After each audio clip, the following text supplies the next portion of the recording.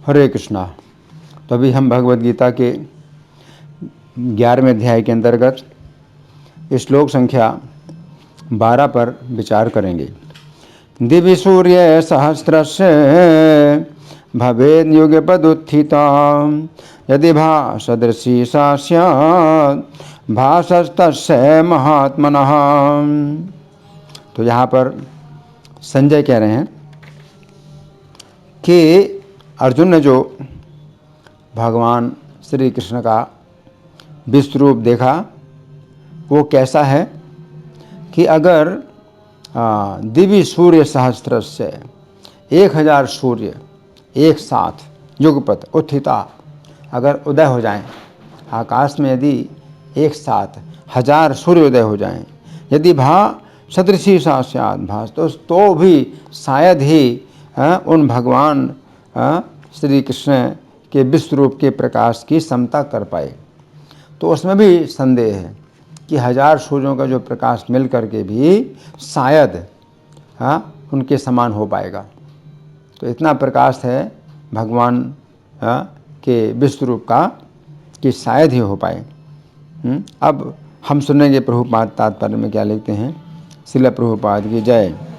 अर्जुन ने जो कुछ देखा वह अकथ्य था, तो भी संजय धृतराष्ट्र को उस महान दर्शन का मानसिक चित्र उपस्थित करने का प्रयत्न कर रहे हैं। ना तो संजय वहाँ थे ना धृतराष्ट्र, किंतु व्यासदेव के अनुग्रह से संजय सारी घटनाओं को देख सकते हैं। अतएव इस स्थिति की तुलना वे एक काल्पनिक घटना हजारों सूर्यों से कर रहे हैं जिससे इसे समझा जा सके। तो यहाँ प्रभुपाद का तात्पर्य समाप्त हुआ।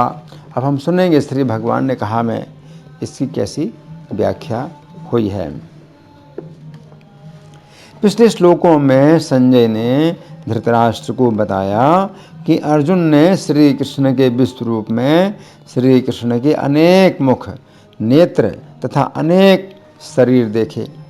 उस समय धृतराष्ट्र ने विचार किया, जिस समय श्री कृष्ण मेरी सभा में आए थे तथा जिस समय मेरा पुत्र दुर्योधन श्री कृष्ण को बंदी बनाना चाहता था, उस समय श्री कृष्ण ने अपना ऐसा रूप दिखाया था जिसके समस्त रोमकूपों से सूर्य के समान प्रकाश निकल रहा था। वो प्रकाश इतना अधिक था कि मेरे पुत्र दुर्योधन तथा उसके पक्ष के जितने अधर्मी राजा थे उन सब की आंखें बंद हो गई थीं। उस समय श्री कृष्ण की कृपा से मैंने श्री कृष्ण का वो दिव्य रूप देखा था। अभी संजय ने मुझे बताया है कि जो विश्वरूप श्री कृष्ण ने अर्जुन को दिखाया उस रूप में श्री कृष्ण के अनेक मुख, अनेक नेत्र तथा अनेक शरीर थे, परंतु जो विश्वरूप श्री कृष्ण ने मेरी सभा में प्रकट किया था उसमें श्री कृष्ण के अनेक मुख न होकर उनका एक ही मुख था। उसमें श्री कृष्ण के अनेक नेत्र न होकर उनके केवल 2 ही नेत्र थे। फिर भी यदि उस विश्वरूप में इतना अधिक प्रकाश था तो इस विश्वरूप में कितना अधिक प्रकाश नहीं होगा। ये शंका तो धृतराष्ट्र के मन में उत्पन्न हुई, परंतु उस समय श्री कृष्ण की प्रेरणा से संजय ने इस श्लोक में वही बात कही जिससे धृतराष्ट्र के मन की शंका दूर हो गई। इस श्लोक में संजय ने 2 बातें बताई हैं जिनकी हम क्रम पूर्वक चर्चा करेंगे। अब पहली बात क्या है? इस श्लोक की प्रथम पंक्ति के शब्द हैं दिव्य सूर्य सहस्रस्य भवेद् युगपद उत्थिता, अर्थात यदि आकाश में हजारों सूर्य एक साथ उदित हों। इस श्लोक के तात्पर्य में श्रील प्रभुपाद लिखते हैं, अर्जुन ने जो कुछ देखा वो अकथ्य था, तो भी संजय धृतराष्ट्र को उस महान दर्शन का मानसिक चित्र उपस्थित करने का प्रयत्न कर रहे हैं। ना तो संजय वहाँ थे ना धृतराष्ट्र, किंतु व्यासदेव की कृपा से संजय सारी घटनाओं को देख सकते हैं। अतएव इस स्थिति की तुलना वे एक काल्पनिक घटना हजारों सूर्य से कर रहे हैं जिससे इसे समझा जा सके इति। तो यहाँ पर संजय सूर्य के प्रकाश पर विचार करते हुए कह रहे हैं कि यदि आकाश में हजारों सूर्यों का एक साथ उदय हो जाए, तो यहाँ पर संजय सूर्य की गर्मी पर विचार नहीं कर रहे हैं। सूर्य में केवल प्रकाश ही नहीं है बल्कि गर्मी भी है, परंतु श्री कृष्ण के विश्वरूप में गर्मी नहीं है, बल्कि केवल प्रकाश है। संजय ने विचार किया कि विश्वरूप के प्रकाश की तुलना इस भौतिक संसार की किस वस्तु से की जा सकती है? इस भौतिक संसार में विश्वरूप के प्रकाश के साथ तुलना किसी भी वस्तु से नहीं की जा सकती है। यदि आकाश में हजारों तारे एक साथ उदित हों तो उनके सम्मिलित प्रकाश की तुलना चंद्रमा से नहीं हो सकती है। अब चंद्रमा के सामने हजारों तारों का सम्मिलित प्रकाश भी कुछ नहीं है। फिर यदि आकाश में हजारों चंद्रमा एक साथ उदित हो जाएं तो उनके सम्मिलित प्रकाश की तुलना सूर्य से नहीं की जा सकती है। फिर सूर्य के सामने हजारों चंद्रमाओं का सम्मिलित प्रकाश भी कुछ नहीं है। फिर यदि आकाश में हजारों सूर्य एक साथ उदित हो जाएं तो उनके सम्मिलित प्रकाश की तुलना श्री कृष्ण के विश्वरूप से नहीं की जा सकती है। श्री कृष्ण के विश्वरूप के सामने हजारों सूर्यों का सम्मिलित प्रकाश भी कुछ नहीं है। तो यहाँ पर संजय कह रहे हैं कि यदि आकाश में हजारों सूर्य एक साथ उदित हो जाएं तो प्रकाश की मात्रा बहुत अधिक हो जाती है। भागवत के 8वें स्कंद के अंतर्गत अध्याय संख्या 6 में वर्णन आता है कि जिस समय देवताओं तथा ब्रह्मा जी की स्तुतियों के द्वारा पूजित भगवान हरि उन सब के समक्ष प्रकट हो गए, उस समय उनका शारीरिक तेज हजारों सूर्यों के समान था।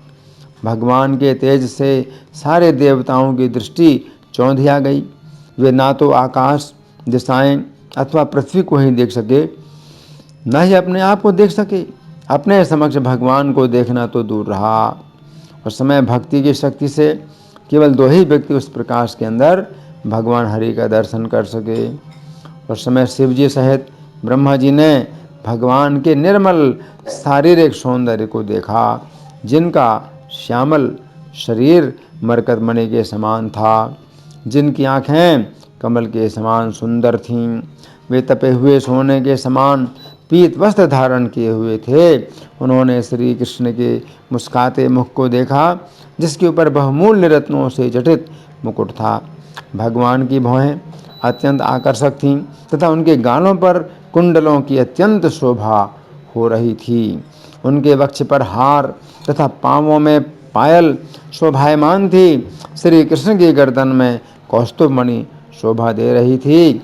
तो यहाँ पर समझने की बात यह है कि दिव्य दृष्टि के बिना इतने अधिक प्रकाश में श्री कृष्ण का दर्शन होना संभव नहीं है। श्री कृष्ण अपने प्रकाश के द्वारा अपने आप को छिपाते हैं। उस प्रकाश के अंदर केवल भक्तगण ही भक्ति की शक्ति के द्वारा श्री कृष्ण का दर्शन कर पाते हैं। परंतु जो लोग भक्त नहीं हैं, वे यदि बहुत तपस्या के द्वारा श्री कृष्ण के शरीर से निकलते हुए प्रकाश को देख पाते हैं तो वे इसी प्रकाश को ही अपनी बहुत बड़ी उपलब्धि मानते हैं तथा घोषित करते हैं कि परम सत्य केवल प्रकाश है, उसका कोई रूप नहीं है। तो यहाँ पर संजय कह रहे हैं कि विश्वरूप के द्वारा हजारों सूर्यों से भी अधिक प्रकाश उत्पन्न हुआ। ये स्थिति तो श्री कृष्ण की है कि वे अपने तेज से हजारों सूर्यों से भी अधिक प्रकाश उत्पन्न करते हैं तथा अभक्तों की दृष्टि से उस प्रकाश में ही छिप जाते हैं। परंतु जहाँ तक असुरों की बात है, वे युद्ध के समय अंधकार उत्पन्न करते हैं ताकि शत्रु से वे छिप जाएं। महाभारत के वन पर्व के अंतर्गत अध्याय संख्या 171 में वर्णन आता है कि जिस समय 3 करोड़ निवात कवच नामक दानवों का अकेले अर्जुन के साथ युद्ध हुआ तथा जिस समय अर्जुन से वे युद्ध में जीत नहीं सके, उस समय उन्होंने अपनी माया के द्वारा महाभयानक अंधकार प्रकट किया। उस घोर एवं दुस्सह अंधकार से संपूर्ण लोगों के आच्छादित हो जाने पर अर्जुन के रथ के घोड़े युद्ध से विमुख हो गए और इंद्र के सारथी मातली भी लड़खड़ाने लगे। उनके हाथ से घोड़ों की लगाम और चाबुक पृथ्वी पर गिर पड़े और वे भयभीत होकर अर्जुन से पूछने लगे, अर्जुन तुम कहाँ हो? उस समय अर्जुन ने अपने दिव्य अस्त्रों के द्वारा उस अंधकार को नष्ट कर दिया तथा इस प्रकार अर्जुन ने निवात कवच नामक दानवों पर विजय प्राप्त की। तो यहाँ पर समझने की बात यह है कि जिस प्रकार भगवान अपने आप को प्रकाश के अंदर छिपाते हैं, उसी प्रकार असुर लोग अपने आप को अंधकार के अंदर छिपाती हैं। अब दूसरी बात, इस श्लोक की दूसरी पंक्ति के शब्द हैं, यदि भा सदृशी सा स्यात् भासः तस्य महात्मनः, अर्थात वह प्रकाश भी शायद परम पुरुष के तेज की समता कर सके। तो यहाँ पर समझने की बात यह है कि श्री कृष्ण के विश्वरूप के दिव्य प्रकाश की तुलना कहीं नहीं है। जिस प्रकार हजारों तारे एक साथ उदय होकर भी सूर्य की समानता नहीं कर सकते हैं, उसी प्रकार हजारों सूर्य भी एक साथ आकाश में उदय हो जाएं तो उनका प्रकाश भी विश्वरूप के प्रकाश की समानता नहीं कर सकता है। कारण यह है कि सूर्यों का प्रकाश अनित्य, भौतिक तथा सीमित है, परंतु विश्वरूप का प्रकाश नित्य, अलौकिक और अपरिमित है। भौतिक प्रकाश चाहे कितना ही बड़ा हो, दिव्य प्रकाश के सामने वह तुच्छ ही है। भौतिक प्रकाश और दिव्य प्रकाश की जाति अलग अलग होने से उनकी आपस में तुलना नहीं की जा सकती है। तो यहाँ पर संजय भी हजारों सूर्यों के भौतिक प्रकाश की कल्पना करके विश्वरूप के प्रकाश का लक्ष्य करा रहे हैं। तो यहाँ पर संजय कह रहे हैं कि हजारों सूर्यों का प्रकाश भी विश्वरूप के प्रकाश के समान नहीं था। जिस समय हम मंदिर में अर्चा विग्रहों का दर्शन करते हैं, उस समय जितना अधिक प्रकाश होता है उतनी ही अधिक अर्चा विग्रहों की शोभा होती है। मंदिर में यदि प्रकाश ना हो तो मंदिर का कोई लाभ नहीं है, क्योंकि उस समय मंदिर में स्थित अर्चा विग्रहों का दर्शन नहीं होता है। हमारा जीवन भी मंदिर के समान है, तथा जिस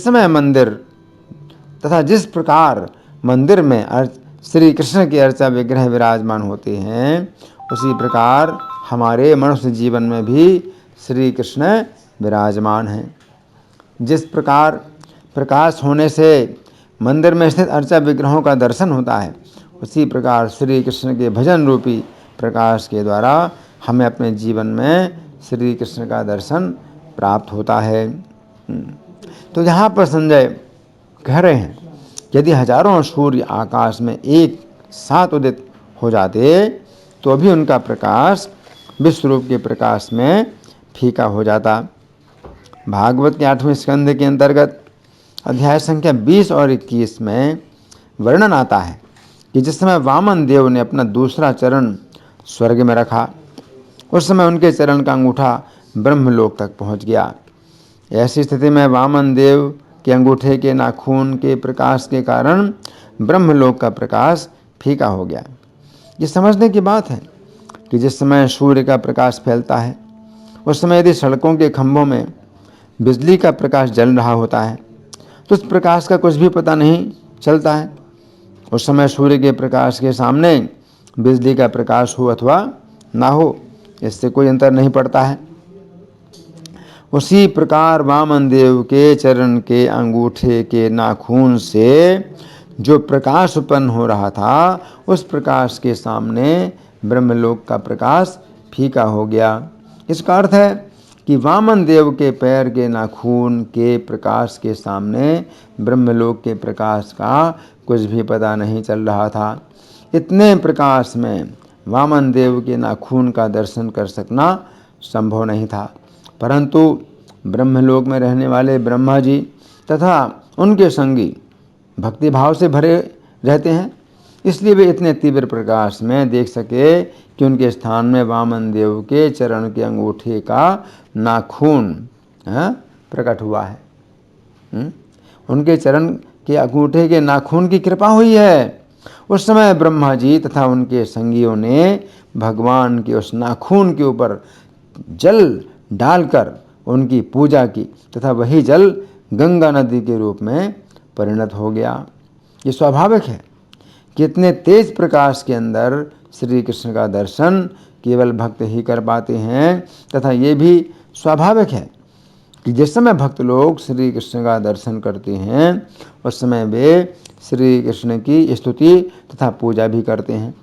तो जिस प्रकार ब्रह्मा जी ने असीमित प्रकाश के अंदर वामन देव के चरण के नाखून को देखकर उस नाखून की पूजा की तथा प्रणाम किया।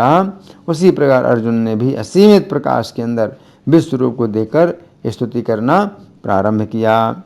इस श्लोक के बंगाली पद्यानुवाद में श्रील प्रभुपाद लिखते हैं, यदि दिन उठे सहस्त्र सहस्त्र एकत्र करण किरण बुझ अनंत अजस्त्र ताहा हले किछु तारे अंश अनुमान अन्यथा से दिव्य तेज नहीं तय प्रमाण।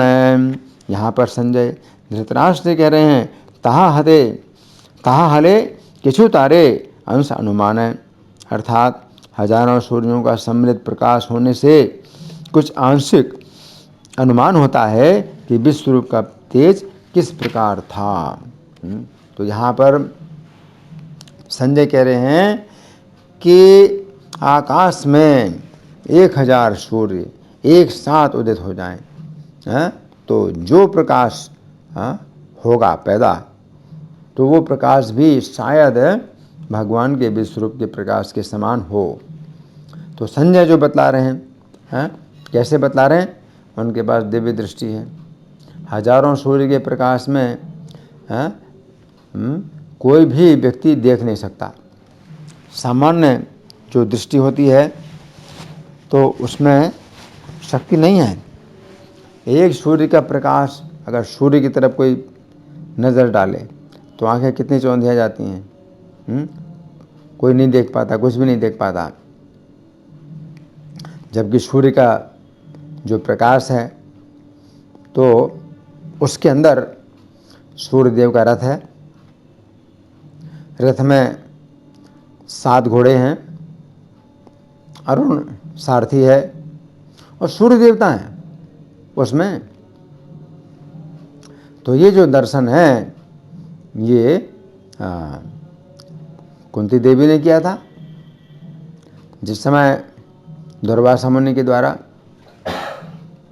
दी हुई विद्या का उन्होंने प्रयोग किया और सूर्यदेव का आवाहन किया, तो सूर्यदेव सामने आ गए कुंती महारानी के। तो सूर्यदेव को कुंती महारानी देख पाई। तो ये जो है तभी संभव है जब सूर्यदेव की किसी व्यक्ति के ऊपर कृपा हो। तो सूर्यदेव अपनी कृपा से अपना दर्शन दे सकते हैं, और सूर्यदेव की कृपा से कोई व्यक्ति जो है सूर्यदेव के निकट भी चला जाए तो भी उसको गर्मी का भी अनुभव नहीं होगा और सूर्य के प्रकाश में आंखें भी चौंधी आएंगी नहीं। जैसे हनुमान जी का वर्णन आता है, उनके चरित्र का वर्णन आता है। तो छोटे से बालक थे हनुमान जी, और सूर्य जो उगता हुआ सूर्य को देख करके कि लाल फल है, वो आकाश में उछले और सूर्य के निकट चले गए। और सूर्य देवता ने देखा कि ये तो वायु देवता का पुत्र है, तो उनको बहुत स्नेह पैदा हुआ, तो अपने को उन्होंने शीतल कर दिया। तो सूर्यदेव स्वयं अपने को शीतल कर देते हैं और अपने रथ में बैठा लिया। एक बच्चा है, बालक है, तो सूर्यदेव भी उससे बात नहीं कर रहे थे और ये बालक हनुमान भी बात नहीं कर रहा था, लेकिन बालक को जो है सब कुछ नया नया जैसा लग रहा था। तो इस प्रकार से जो हनुमान जी थे वो सूर्य के रथ में पहुंच गए। तो इसका मतलब क्या है? इसका मतलब यह है कि सूर्य का जो प्रकाश है उसके अंदर सूर्य देव का रथ है, घोड़े हैं, सारथी है और स्वयं रथ पर सवार सूर्य देवता है। लेकिन हम नहीं देख पाते हैं।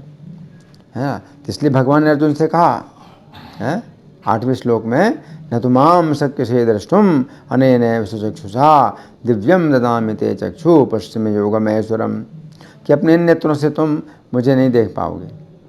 तो भगवान जो है अर्जुन से पहले से ही कह देते हैं कि तुम इन नेत्रों से मुझे नहीं देख पाओगे, क्योंकि भगवान इतना प्रकाश पैदा करने वाले हैं कि सामान्य नेत्रों से कोई व्यक्ति देख ही नहीं सकता उस प्रकाश के अंदर है।